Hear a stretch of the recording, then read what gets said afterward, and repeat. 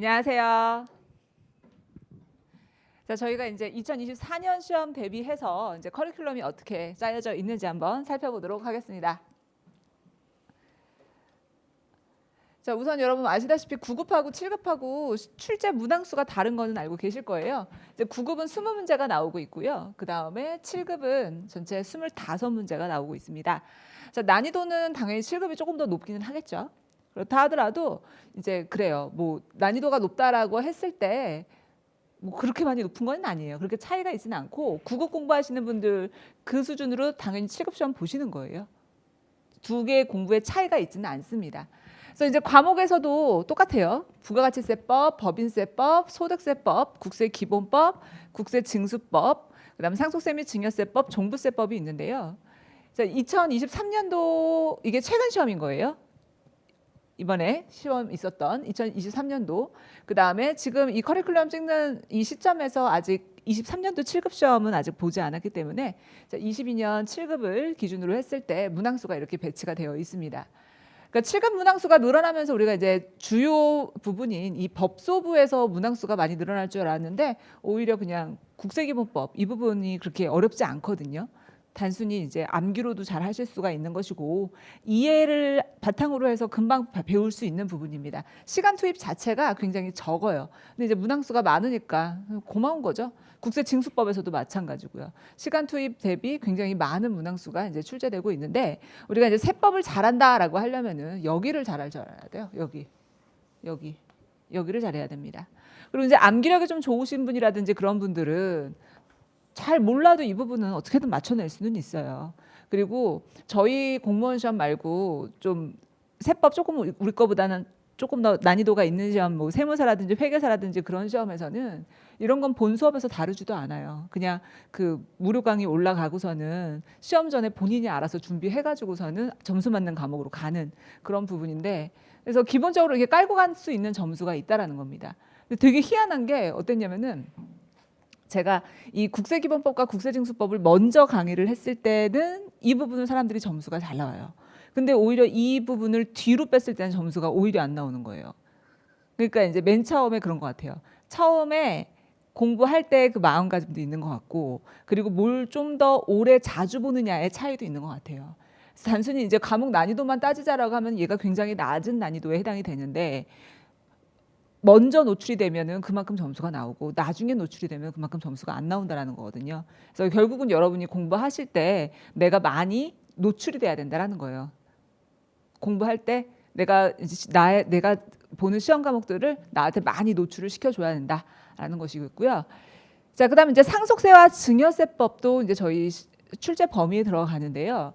자, 한 문제 정도씩은 나온다고 보셔야 돼요. 이 7년 이거 7급 작년에 나오지 않았을 뿐인 거지 우리가 한 문제 정도는 나온다라고 보셔야 되고, 이 난이도도 상당히 있다라고 보실 수밖에 없고요. 그리고서는 내용 분량도 생각보다 많습니다.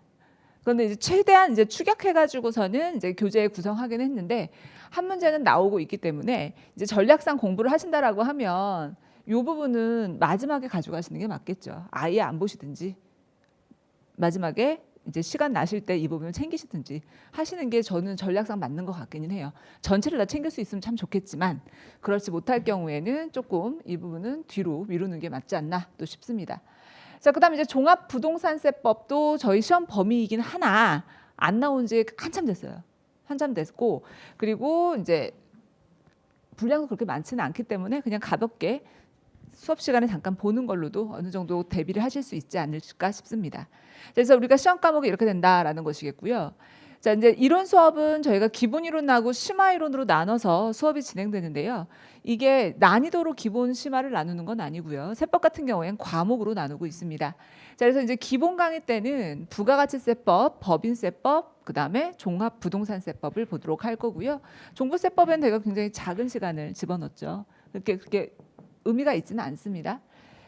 자, 맨 처음에 이제 부가가치세법을 배우셔야 그 다음에 이제 세법 이해하시는데 제가 설명하기도 편하고 여러분도 같이 하기 편할 거거든요. 그래서 부가세법 다음에 이제 법인세법 보는 것이 가장 저는 효율적이라고 봐가지고 이렇게 구성을 했고요. 그다음에 이제 심화 때는 이제 소득세법, 그다음 국세기본법, 국세징수법, 상속세 및 증여세법이 이제 나가게 되겠습니다. 자, 실제적으로 우리가 세법이 조금 내가 공부를 많이 해야 하고 그 다음에 이제 좀 호흡을 길게 가져가야 되는 게 바로 이 부분이에요. 그래서 얘네들을 이 순서대로 노출하는 게 공부하는데 가장 효율적이라서 이 순서대로 노출을 했고요. 자, 이렇게 해서 전체적으로 이제 64시간 이렇게 진행이 되겠습니다. 그리고 이제 저희가 쓰게 되는 교재는 기출까지 한눈에 보는 세법 이론편과 문제편 두 권으로 이루어져 있는데요. 자, 이론편에는 뭐 이미 공부하신 분들 알겠지만 이제 기출 문항들이 전부 다 파란색 형광펜으로 들어가 있습니다. 그래서 제가 세법을 공부할 때 제일 답답했던 게 그거예요. 뭐가 중요한지 뭐가 안 중요한지 모르겠는 거예요. 어쨌든 맨 처음에 세법이 되게 어렵게 느껴지시긴 합니다. 처음 보는 말들도 너무 많고 하기 때문에 내가 정말 이걸 정말 잘 알고 싶은데 다 모르는 말들이야. 근데 도대체 그러면은 이거를 다 처음부터 끝까지 내가 완벽하게 정복할 수는 없겠고 다 신경을 쓸 수는 없는데 도대체 어느 부분을 중요하다고 봐야 되는지 그 부분이 너무너무 전 답답해가지고 이제 교재를 만들 때 기출에 나왔던 것들에 대해서 제가 전부 다 줄을 쳐놨습니다. 그래서 교재를 읽어보면은 아 이게 기출에 나왔던 거구나라는 걸 아실 수가 있겠고요. 그리고 이제 저희 시험의 또 특징이 저희 시험만의 특징은 아니겠지만 여러분 이제 기출 문제에서 많이 반복되는 건 아시잖아요. 그렇죠? 그렇기 때문에 이 기출 문항만 정확하게 명확하게 알고 있어도 어느 정도 기본적인 점수대는 확보를 하실 수가 있겠습니다. 자, 그다음 이제 문제편은 우리가 법소부 같은 경우에는 계산형 문제가 이제 100% 다 들어가 있어요. 그동안 2008년도부터 기출됐던 계산형 문제가 100% 다 들어가 있고요. 그래서 계산형 문제 연습하기 굉장히 좋고 수업 시간에 전부 다 같이 진행이 됩니다. 자, 그다음 이제 나머지 과목에 대해서는 제가 기출 맛보기라고 해가지고 이 문제편에 기출 문제를 이제 그 단원별로 좀 구성을 해서 넣었기 때문에 여러분이 이론 공부를 하시면서 동시에 이제 기출 문제까지 풀어서 보실 수 있다라는 거. 그리고서는 계산형 문제를 바로바로 대응해서 보실 수 있다라는 그런 강점이 있다. 자, 그리고 이제 이론 수업에서 저희가 이제 뭘 하게 될 거냐면요. 노량진 실강을 듣는 분들의 한정에서는 첨삭 테스트가 들어갑니다. 저희 아까 문제편을 보시면 계산형 문제가 이제 2008년도 것부터 해서 100% 있다라고 말씀을 했는데요. 자, 그거를 제가 이제 문제를 좀 찍어 드릴 거예요. 수업 전날 찍어드립니다. 자, 여기 5문제 중에 3문제를 주관식으로 내겠습니다. 이렇게 찍어드릴 거예요. 그럼 이제 여러분이 그 문제를 계속 연습을 해오시게 될 거고 주관식으로 풀어서 저한테 제출을 하시는 겁니다. 그럼 이제 제가 그거에 대해서 첨삭을 해드리는 건데요. 이게 굉장히 생각보다 공부하는 데 도움이 많이 돼요. 많이 도움이 됩니다. 그리고 분명히 내가 눈으로 풀 때는 알았는데 실질적으로 손으로 쓰려고 하니까 안 되는 경우들이 있고 그리고서는 내가 어느 부분이 헷갈리는지 어느 부분을 잘 모르는지가 여실하게 드러나요. 여러분이 모른다 하더라도 제가 그 부분을 캐치를 해서 이제 첨삭을 해드리는 거니까 그래서 좀 개념 잡기에도 좋고 그 다음 오랫동안 기억하기에 좋기 때문에 이 첨삭 테스트 하게 되겠고요. 그 다음에 이제 뭘 하게 될 거냐면 저희가 이제 수업이 이런 식으로 진행이 될 거예요. 45분 수업에 이제 5분 복습 이런 식으로 기본적으로 포맷을 학원에서 이렇게 가이드라인을 제시를 하고 있거든요. 그래서 저희가 어떻게 할 거냐면 45분 수업을 하고 거기에 맞는 이제 초성 채우기, 빈칸 채우기를 할 거예요. 그래서 이제 여러분이 수업하고 바로바로 정리하고 수업하고 바로바로 정리할 수 있게끔 하도록 하겠습니다. 자, 그다음 이론을 배웠으면 이제 문제풀이가 들어가겠죠. 그래서 이제 학원에서 문제풀이 과정은 이제 11월부터 이제 개설이 되는데요. 어차피 우리 문제풀이 미리 좀 한 부분도 있긴 하지만 이제 문제만 이제 본격적으로 푸는 겁니다. 그래서 11월과 12월에 이제 기출 문제풀이를 하게 될 거고요. 이때는 쓰게 되는 교재가 몰입 기출 문제집입니다. 당연히 이제 기출 문제 7급과 9급 기출 문제가 이제 단원별로 들어가 있는 것이겠고요. 그 다음에 세법에서는 여러분이 이제 과거의 기출 문제를 풀잖아요. 뭐 2020년도 걸 내가 출력해서 풀고 2019년도 거를 출력해서 풀고 하는데 세법은 여러분이 출력해서 풀게 되면은 뭔가 이상한 거를 발견할 거예요. 이거 아닌 것 같은데 이게 답이라고 한다든지 어디서 보지 못했던 생뚱한 내용이 나온다든지 그럴 겁니다. 이유는 세법이 계속 개정이 되기 때문에 그래요. 그래서 이제 과거 거 몇 년 전 거 작년 거라도 출력해서 보면은 고쳐야 될 부분들이 분명히 존재하는데 여러분이 그걸 고칠 수는 없잖아요. 그래서 제가 어떻게 해드릴 거냐면은 기출 문제를 이제 업데이트를 해가지고 이 부분도 같이 테스트에 집어넣게 될 거예요. 그래서 요거는 여러분이 풀어오게 되는 것이고 그 다음에 또 이제 풀어온 거 같이 답 맞춘다 이제 같이 풀이를 하고 그 다음에 기출 문제도 다시 한번 정리를 하는 겁니다.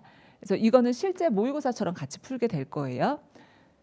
그래서 이번에 2023년도에는 이제 어떻게 해드렸냐면 수업 시간에는 9급 기출 문제를 업데이트해서 풀 수 있는 시간이 있었는데 7급 것까지는 시간이 없었어요. 그래서 7급 부분은 따로 이제 수업이 끝난 다음에 이제 7시에 따로 이제 촬영을 진행을 했고요. 그리고서는 시간이 되시는 분들은 오셔가지고 직접 푸셨습니다. 푸셔가지고 같이 진행을 했어요. 그래서 기출 문제를 업데이트해서 다시 수업이 진행이 된다라는 거 보시면 되겠고요. 자, 그다음 또 1, 2월에 핵심 문제풀이 과정이 있는데요. 이때는 이제 제가 직접 문제를 출제를 해드리게 돼요. 그래서 그것도 푸시게 되고 이거 복습 다시 들어갑니다. 복습 다시 들어가요. 복습 다시 들어가시면서 제가 직접 출제한 모의고사를 보시게 될 거고요. 자, 마무리 특강 때는 다시 이거에 대한 복습이다라고 보시면 돼요.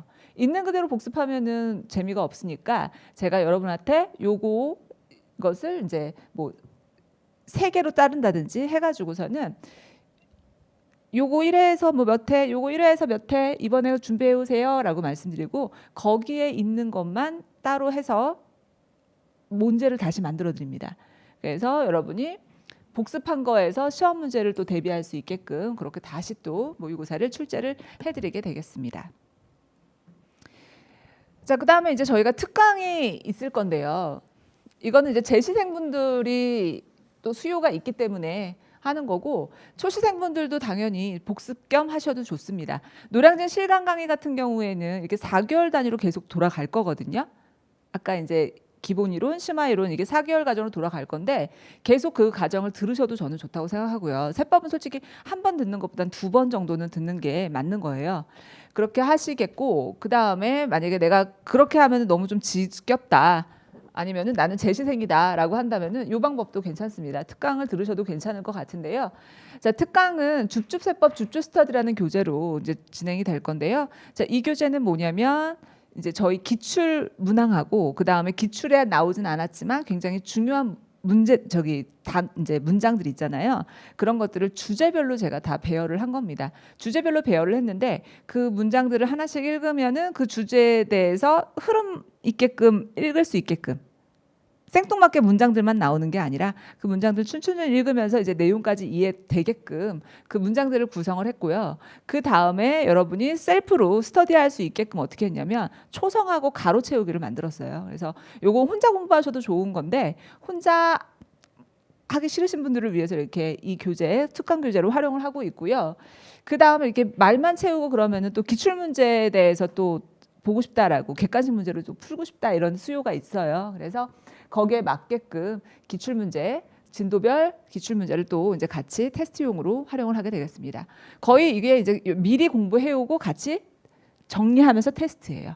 미리 공부해오고 정리하면서 테스트. 그래서 이제 기본 이론 과목에서 구성했던 것과 심화 이론 과목에서 구성했던 걸로 이제 구분해서 이제 보게 될 것 같습니다. 자, 이렇게 해서 이제 세법 커리큘럼 이제 설명 마치도록 하겠고요. 공부 열심히 하시도록 바라겠습니다. 감사합니다.